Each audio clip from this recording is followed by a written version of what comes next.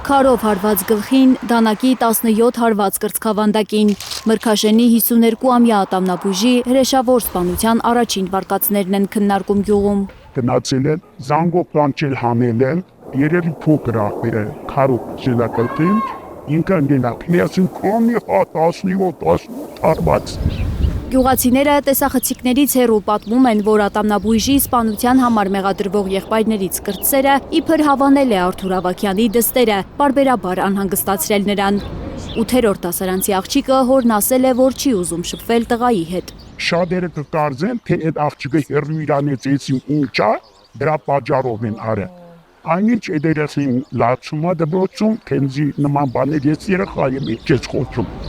Գյուղում լսել են, որ դստեր հետ զրույցից հետո Արթուր Ավագյանը զանգել է 17-ամյա տղային, պահանջել, որ հեռու մնա իր անչափահաս աղջկանից, որովհետև նա դեռ փոքր է սիրային կապի համար։ Եկել ասել է օրը, ես հերա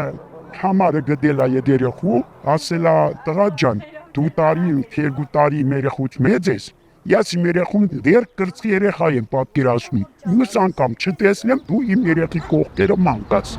Աղջկա հոր հետ խոսակցության մասին տղան պատմել է իր հորը, այն պահին, երբ նա իր ազգականի խանութում ալկոհոլ խմելիս է եղել։ Տղայի հայրն էլ գյուղացիների խոսքով կրակի վրա բենզին է լցրել, թե գնա իր դանակը փորը կոխեիր։ Երկու տնենք տնացել են երկու աղբերը, հորն ասել են գիտես պապա, սենց է եղել, ես էլ չեմ հանել, ասել է ո՞նց է չես արել, գնա իր դանակը կոխեիր փորը։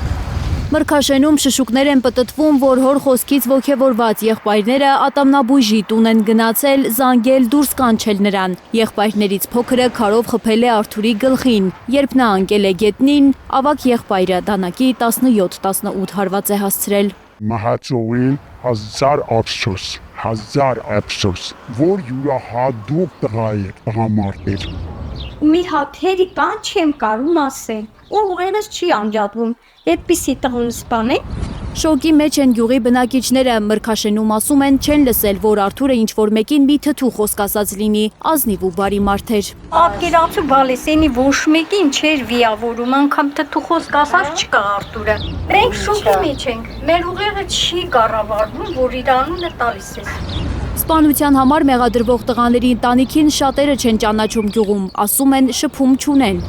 Ճանաչողներն էլ լավ կարծիք չունեն, ասում են շառու փորձանքից հեռու։ Վերջերս են լսել նաև, որ ավագ եղբայրը, որ 20 տարեկան է, բանակ չի գնացել հոգեկան առողջության հետ կապված ինչ-որ խնդրի պատճառով։ Իրանց հետ շփում չունեք, անգամ իրանց չեմ ճանաչում։